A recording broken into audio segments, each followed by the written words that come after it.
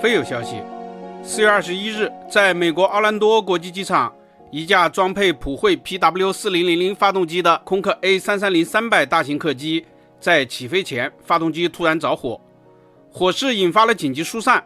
当时机上载有282名乘客和12名机组人员，幸运的是，大家都迅速逃离，无人受伤。涉事的客机注册号是 N 八洞拐 NW， 属于达美航空。当时正准备执行 DL1213 航班任务，飞往亚特兰大。达美航空是美国第2大航空公司，拥有近1000架各型客机。亚特兰大是达美航空的最大基地，20多年来也一直是全球最繁忙的机场。达美航空在美国的口碑很好，但机队确实也是相当老旧，20-30年的波音757、767、空客 A320 一抓一大把。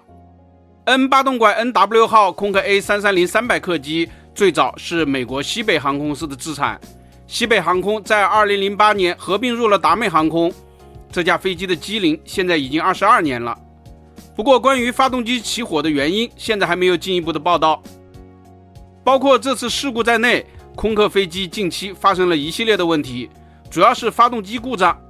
这些事故涉及多种机型，比如4月13日，中华航空的一架空客 A350-900 在越南外海挂7700代码，紧急折返高雄。3月18日，吉祥航空一架 A320neo 发动机异响，起飞后返回上海浦东。在去年12月31日，空客 A220 也发生过客舱烟雾事件，瑞士航空的 LX1885 航班因此紧急备降，一名空乘人员因吸入烟雾过多，在医院去世。A220 是空客公司非常有希望的新产品，但是因为配用的普惠 PW1500G 发动机经常产生烟雾，导致大量的趴窝。空客接二连三的发生事故问题，给许多航空公司也带来了相当多的麻烦。但是就像以前很多民航故障问题时，部分媒体总是以又是波音作为标题那样，空客究竟能不能享此殊荣呢？空客飞机又究竟安不安全呢？从大局来说，目前空客与波音飞机其实都是相当安全的，完全不必担心。全球有3万多架民航客机，每时每刻都有约11000架在空中飞行，出现个别故障问题是正常的。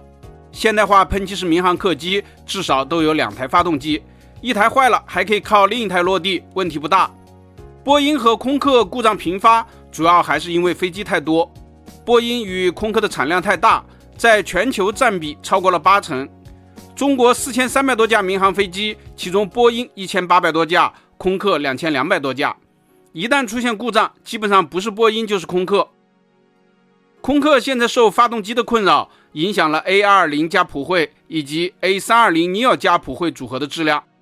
但是新产品总会有一些想不到的地方，就像微软的补丁那样，需要不断的改善。无论是空客 A350、A220、A320neo 还是波音737 MAX， 估计再有个3-5年，质量就能够稳定了。当然，就算再稳定，也难免出问题，比如这次达美航空的 A330 发动机着火。朋友们，你们觉得呢？本期咱们就聊到这里，下期见。